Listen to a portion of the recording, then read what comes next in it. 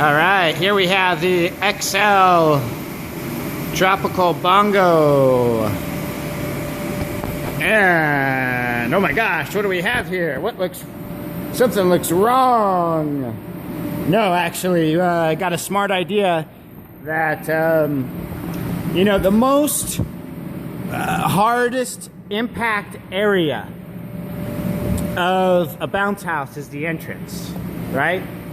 So I wanted to demonstrate. I thought this would be a good opportunity to demonstrate how well constructed our entrance steps are. And so as you see right here, the visible webbing, which matches the vinyl. All right?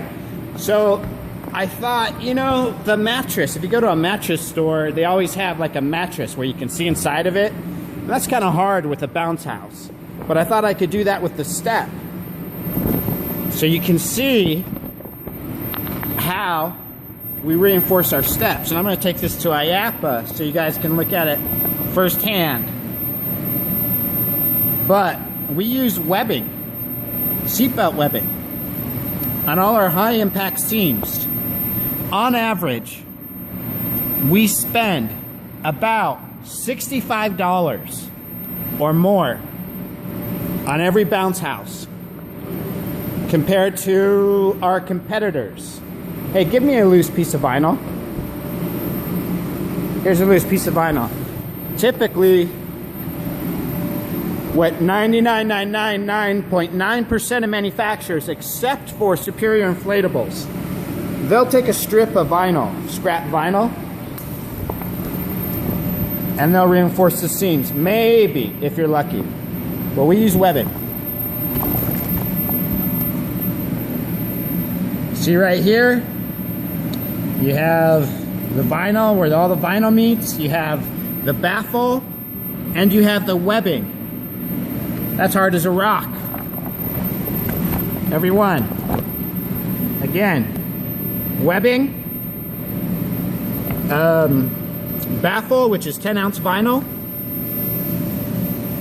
and then the material, the brown and the green material, where they meet. Rock hard. Every one. Here's the edge. And so you have the webbing also on top here, don't forget. And if you come underneath, again, webbing.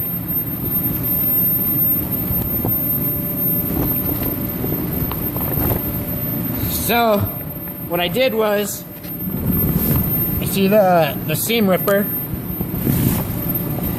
we ripped the seam of a bounce house we already had built. Thought it'd be a good opportunity to show it off. We just plugged up, we glued a couple patches over the holes. We're gonna bring this to IAPA and let you guys experience this firsthand. This is one of the contributing factors why we are a superior inflatable, guaranteeing you a 4-year warranty on all bouncers.